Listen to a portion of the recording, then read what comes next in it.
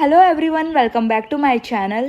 मैं यहाँ बिल्कुल ठीक हूँ और उम्मीद है कि आप भी अपनी फैमिली के साथ अच्छे होंगे। मेरी तरह अगर आप भी घर की क्लीनिंग और डेकोर वाले व्लॉग देखना पसंद करते हो तो समझिए आज का ये प्यारा सा व्लॉग सिर्फ आपके लिए ही बना है। और अब से केवल 3-4 हफ्ते और बचे हैं यहाँ वर्जीनिया में बच्चों की समर वाली छुट्टियाँ शुरू होने में। तो मैंने सोचा कि उनकी छुट्टियां शुरू होने से पहले घर की जितनी क्लीनिंग कर सकूं कर लूं।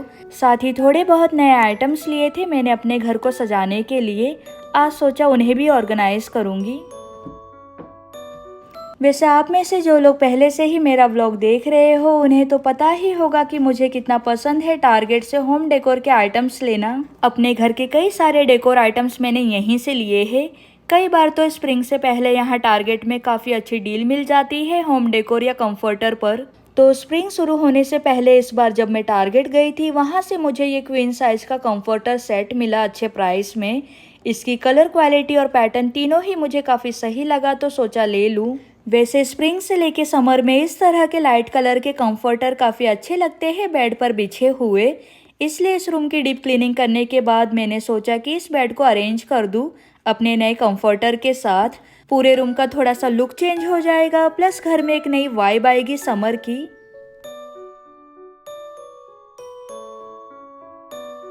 रिसेंटली इटा होम की टीम ने मुझसे कांटेक्ट किया कि मैं उनके साथ एक कोलैबोरेशन करूं।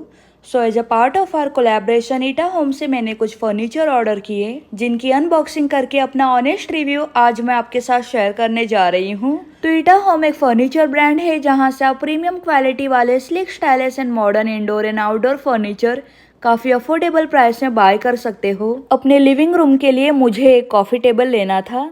सो इटा होम से मैंने अपने लिविंग रूम के अदर फर्नीचर और अपने फ्लोरिंग से बिल्कुल मैच होता हुआ एक ब्राउन कलर का farmhouse style round coffee table मंगवाया। वैसे इटा होम से मैंने 2 फर्नीचर ऑर्डर किए थे जो कि ऑर्डर करने के 4 to 5 डेज में ही मुझे रिसीव हो गए, वो भी well packed. Plus coffee table के साथ जो मैनुअल मिला था उसके स्टेप्स काफ़ी क्लियर थे। दोनों ही फर्नीचर के हर एक छोटे से छोटे पार्ट को अच्छी तरह लेबल किया हुआ था। पैकेज के साथ ही सारे टूल्स मिले थे तो असेंबल करने में कोई प्रॉब्लम नहीं हुआ।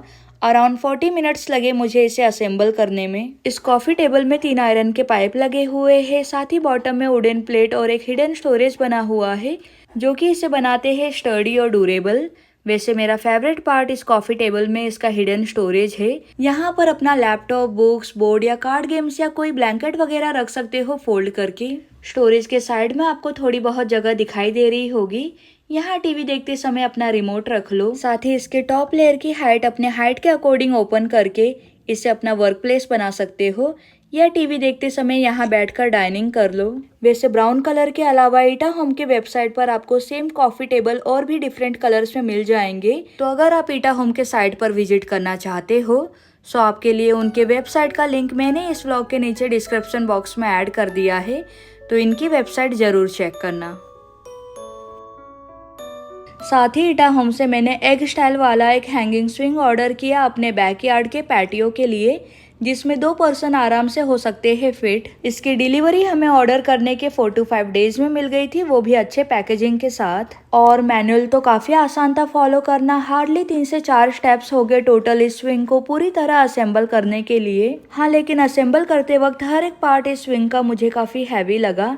ये पूरा स्टैंड मेटल का बना हुआ है और स्विंग बना है बहुत ही अच्छी क्वालिटी के रेटन मटेरियल का। पूरे स्विंग का वेट अराउंड 100 पाउंड्स होगा जो कि 500 पाउंड्स तक के वेट को आराम से कर सकता है सपोर्ट। सो 2 से 3 लोग आराम से एक साथ बैठकर इस स्विंग को कर सकते हैं एंजॉय। कुशन भी काफ़ी कम्फी है और इसका सारा सेट जो आप वीडियो में देख रहे हो ये आपको स्विंग के साथ ही मिलेगा। सारा मटेरियल वाटर प्रूफ है तो इसे आप इंडोर या आउटडोर दोनों ही जगह रख सकते हो। मैंने तो अपने पैटियो के लिए ऑर्डर किया था लेकिन मेरे बच्चे घर के अंदर ज़्यादा इंजॉय कर रहे हैं इस स्विंग को, तो फिलहाल तो नहीं, माइट भी समर के दिनों में इसे मैं अपने पैटियो में रखूँगी, लेकिन फिलहाल हम इसे घर में ही कर रहे हैं एंजॉय। अगर आप भी अच्छे क्वालिटी के फर्नीचर अफोर्डेबल प्राइस में लेना चाहते हो तो नीचे दिए गए लिंक से इटा होम की वेबसाइट एक बार ज़रूर चेक करें। आप में से कुछ लोगों को मेरे इंडोर प्लांट्स के बारे में जानना था। मेरे मंदिर वाले एरिया में बाहर से काफ़ी सारी धूप घर के अंदर आती है विंडो की ओर से, तो इस बार मैंने अपने सारे इंडोर प्लांट्स को सर्दियों में यही विंडो के सामने अरेंज कर दिया ताकि डायरेक्ट सनलाइट मिलने से उनकी ग्रोथ अच्छी हो जाए। और जब भी मुझे अपने प्लांट्स को पानी देना होता है हफ्ते में एक बार जिस दिन अच्छी धूप निकली होती है बाहर, मैं अपने सारे प्लांट्स को बाहर ले जाकर उन्हें अच्छी तरह शावर देती हूँ। 3 से 4 घंटे बाहर धूप में रखने के बाद जब सारा पानी प्लांटर से बाहर निकल जाए, देन अपने प्लांट्स को मैं फिर से रख देती हूँ विंडो की ओर धूप लगने के लिए। वैसे एक बार पानी देने के बाद अगले 1 हफ्ते से 10 दिनों तक इंडोर प्लांट्स को पानी नहीं देना होता है सर्दियों में। हाँ, लेकिन अगर बीच में किसी दिन मुझे लगे कि मेरे किसी प्लांट को नीड है पानी देने की, तो बस पानी से हल्का स्प्रे कर देती हूँ मैं अपने प्लांट्स पर। पिछले व्लॉग में मैंने आपके साथ अपने गार्डन के थोड़े फ्लावर्स शेयर किए थे जो कि आपको काफ़ी पसंद आए। स्प्रिंग में बहुत सारे फ्लावर्स खिलते हैं मेरे यार्ड में। फिलहाल आप जो ये पिंक कलर के फूल देख रहे हो, ये फ्लावर्स है अजेलिया के।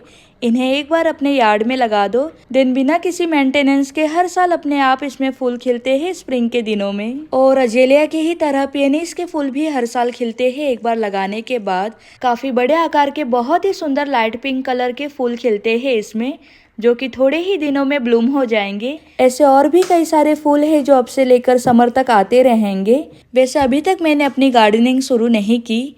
यहाँ वर्जीनिया में जहाँ मैं रहती हूँ, इसी महीने से लोग सब्जियाँ वगैरह उगाना शुरू करेंगे। अप्रैल तक तो यहाँ का मौसम थोड़ा ठंडा ही रहता है, तो बस आने वाले दिनों में थोड़ी बहुत गार्डनिंग करना शुरू करूँगी और उसके क्लिप्स आपके साथ जरूर शेयर होंगे।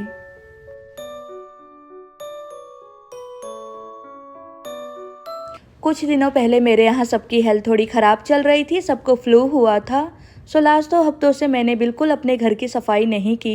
वैसे अब जाकर तबीयत ठीक है, तो मैंने सोचा घर के सारे फर्नीचर्स को थोड़ा वाइप कर लूँ। काफ़ी डस्ट फैला हुआ है घर में, प्लस घर को भी थोड़ा सैनिटाइज करना था, इसलिए आज मैं सुबह से लगी हुई हूँ घर की डीप क्लीनिंग करने। घर के सारे टॉवल्स और टेबल कवर को वॉश कर डाइनिंग टेबल को फिर से अरेंज कर दिया और फिलहाल एक एक कर मैं यहाँ सारे बेडरूम के बेडिंग चेंज कर रही हूँ।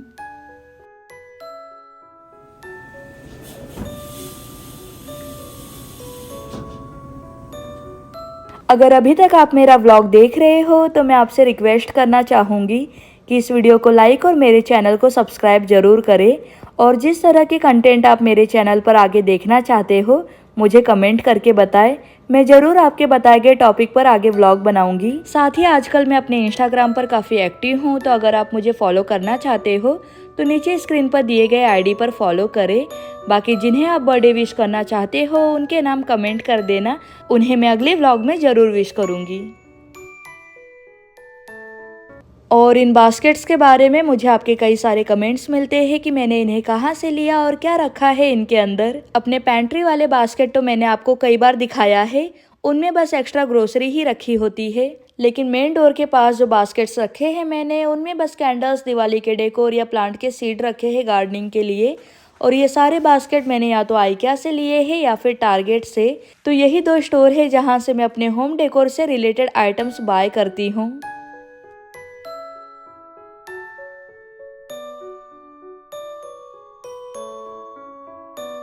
बेडरूम अरेंज करने के बाद अब बस मेरा आखिरी काम रह गया है वैक्यूम करना। मेरे घर के ऊपर वाले पार्ट में कारपेट लगा हुआ है, तो यहाँ की क्लीनिंग वैक्यूम क्लीनर से ही होती है। लेकिन वैक्यूम करने से पहले मैं एक ब्रूम की हेल्प से जितने भी पेपर्स वगैरह है या जो चीज़ें वैक्यूम में नहीं आएगी, पहले उन्हें इकट्ठा कर लेती हूँ एक जगह, देन उसके बाद ही वैक्यूम करती हूँ। तो हर छोटी छोटी चीज़ों को उठाने के लिए वैक्यूम करते वक्त मुझे बार बार नीचे नहीं झुकना पड़ता और इस तरह से मुझे लगता है कि मेरी क्लीनिंग जल्दी हो जाती है।